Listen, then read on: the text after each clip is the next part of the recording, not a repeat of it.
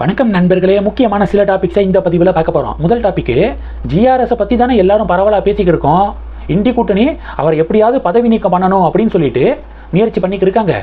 இப்போ ஜிஆர்எஸ் என்ன பண்ணுறாரு? வழக்கம் போல் கோர்ட்டுக்கு வராரா, வழக்கம் போல் கேஸை விசாரிக்கிறாரா அப்படின்னு சொல்லிட்டு சில பேர் டவுட்ஸ் கேட்குறாங்க. திருமாவளவன் சொல்கிறாரு, சென்னை உயர்நீதிமன்றத்துடைய தலைமை நீதிபதி ஜிஆர்எஸுக்கு எந்த கேஸையும் ஒதுக்கக்கூடாது அப்படின்னு சொல்லிட்டு திருமாவளவன்லாம் அறிக்கை வெளியிட்டிருக்காரு. ஜிஆர்எஸுக்கு எப்போதும் மாதிரி வழக்குகள் ஒதுக்கீடு செய்யப்படுதா, ஜிஆர்எஸ் என்ன பண்ணுறாரு அப்படின்னு சில பேர் சந்தேகத்தை கேட்டிருக்காங்க. ஜிஆர்எஸ் வழக்கம் போல் ரொம்ப மகிழ்ச்சியாக எப்போதும் 10:30 மணிக்கு தான் கோர்ட் ப்ரொசீடிங்ஸ் வந்து ஸ்டார்ட் ஆகும். ஆனால் ஜிஆர்எஸ் எப்போதும் 9 மணிக்கு கோர்ட்டுக்கு வந்துடுவாராம். 9 மணிக்கே அவர் வழக்கை விசாரிக்க ஆரம்பிச்சிருவாராம். எவ்வளவு அட்வான்ஸாக இருக்காருன்னு பாருங்கள். அது மட்டும் இல்லாமல் கோர்ட்டு முடிகிற நேரம் அப்படிங்கிறதெல்லாம் தாண்டி அதெல்லாம் ஜிஆர்எஸ்க்கு இல்லவே இல்லையா. லேட் ஈவினிங்ஸ் வரைக்கும் அவர் ப்ரொசீடிங்ஸை நடத்துவாராம். அதான் சொன்னேன்ல, ஒரு நாளைக்கு குறைஞ்சது 25லேருந்து 26 கேசஸை விசாரித்து அதுக்கு தீர்ப்பு கொடுத்துருக்காரு. லாஸ்ட் 8 வருஷத்தில் அவர் நீதிபதி ஆகி 8 வருஷத்தில் மெயின் கேசஸ் 73,000 சொச்சம் கேசஸை வந்து முடிச்சிருக்காரு, டிஸ்போஸ் பண்ணியிருக்காரு அப்படின்னு நான் சொன்னேன்ல. அது ஒன்லி மெயின் கேசஸ் மட்டும்தான். மிசலேனியஸ் கேசஸ் எல்லாத்தையும் சேர்த்திங்கன்னா 1,20,000 கேசஸை தன்னுடைய 8 வருட சர்வீஸில் கம்ப்ளீட் பண்ணியிருக்காரு. எவ்வளோ பெரிய அச்சீவ்மெண்ட் தெரியுமா இது. அதனால் வழக்கம் போல் கோர்ட்டுக்கு 9 மணிக்கு வராரு, விசாரிக்கிறாரு, நிறைய கேசஸை விசாரிக்கிறாரு. லேட் ஈவினிங்ஸ் வரைக்கும் கேசஸை ஹேண்டில் பண்ணுறாரு எப்போதும் மாதிரி. இப்போது பாரதியார் அவர்களுக்கு பிறந்த நாள் வந்திருக்குல்ல. பாரதியார் அவர்கள் பணிபுரிந்த ஸ்கூல் என்னென்னா சேதுபதி, மதுரை சேதுபதி மேல்நிலை பள்ளியில் பாரதியார் அவர்கள் பணிபுரிந்தார் அப்படிங்கிறத நம்ம படிச்சிருப்போம்ல.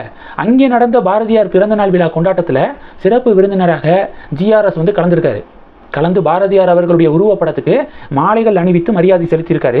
அந்த புகைப்படத்தையும் நம்ம பார்க்குறோங்க. நிறைய பேர் இப்போ ஜிஆர்எஸுக்கு ஆதரவாலாம் கூடிய விரைவாக ஃபேன் கிளப்பை வந்து உருவாக்கிடுவாங்க போல். அந்த அளவுக்கு அவருக்கு ஃபேவராக, அவருக்கு ஆதரவான குரல்கள் இந்தியா முழுவதும் இருந்து வந்துக்கு இருக்குது அப்படிங்கிறத பார்க்குறோம். இது ஃபஸ்ட்டு டாப்பிக்கு. ரெண்டாவது டாபிக் என்ன பார்க்க போகிறோம்? டிஆர்டிஓ இருக்காங்களே, டிஆர்டிஓக்கு நாடாளுமன்ற நிலைக்குழு பாராட்டு தெரிவிச்சிருக்காங்க.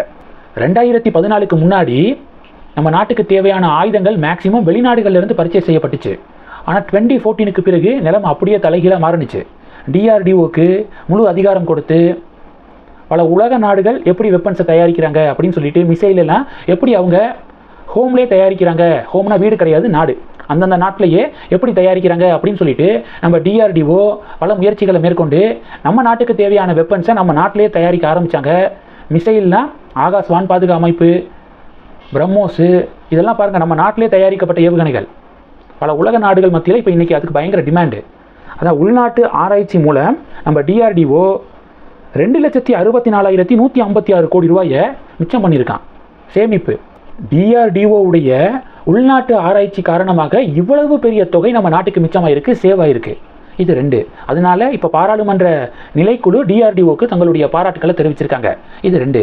மூணாவது டாபிக் என்ன பார்க்க போறோம்னா, சமீபத்தில் பாரத பிரதமர் மோடி அவர்களை மைக்ரோசாஃப்டுடைய சிஓ சத்யா நாடெல்லா அவர்கள் சந்திச்சிருந்தார்ல.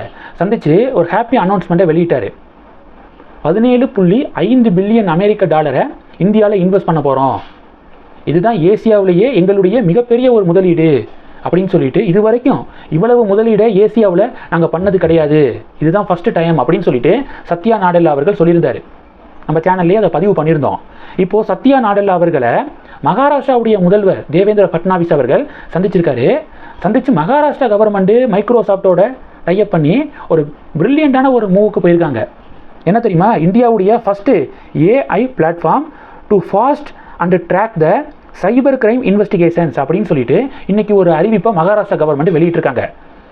அதாவது சைபர் கிரைம் குற்றங்கள் இருக்குல்ல, அதை தடுப்பதற்காகவும் குற்றவாளிகளை விரைவாக கைது பண்ணுறதுக்காகவும் ஏஐ பிளாட்ஃபார்மை பயன்படுத்தி இன்வெஸ்டிகேஷன் ப்ராசஸை மகாராஷ்டிரா போலீஸ் வந்து தொடங்க போகிறாங்களாம். ஸோ அதற்காக இப்போ மைக்ரோசாஃப்டோட டைப் வச்சுருக்காங்க. அந்த ஒரு ஹாப்பி அனௌன்ஸ்மெண்ட்டை மகாராஷ்டிரா கவர்மெண்ட் வெளியிட்டிருக்காங்க. இந்த செய்தியை ஷேர் பண்ணி பாஜகவினர் திமுக கவர்மெண்ட்டை கிரிட்டிசைஸ் பண்ணுறாங்க. ஒரு பக்கத்து ஆந்திராவுடைய மினிஸ்டர் லோகேஷ் நாரா சான் பிரான்சிஸ்கோ போகிறாரு, சுந்தர் பிச்சையை சந்தித்து நன்றி தெரிவிக்கிறாரு.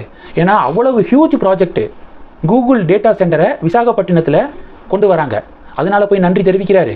இந்த பக்கத்து சத்யா நாடெல்லா அவர்கள் மகாராஷ்டிராவுக்கு வராரு, மைக்ரோசாஃப்டோட ஒரு பெரிய ஒரு ப்ராஜெக்டை மகாராஷ்டிரா கவர்மெண்ட்டு போடுறாங்க. ஆனால் இங்கே தமிழகத்தில் அப்படி என்ன நடக்குது? எதுக்கெடுத்தாலும் மத்திய அரசாங்கத்தை குறை சொல்லியே அரசியல் நடத்திட்டு இருக்காங்க அப்படின்னு பாஜகவினர் சொல்ல இது ஒரு பரபரப்பை ஏற்படுத்தியிருக்கு. இந்த டாபிக்ஸ் எல்லாத்தையும் பற்றி உங்களுடைய பார்வைகளை மறக்காம கமெண்ட் பண்ணுங்க. தொடர்ந்து கனெக்ட்ல இருங்க. அடுத்தடுத்து நிறைய பதிவுகளை பார்க்க போறோம். நன்றி. ஜெய் ஹிந்த்.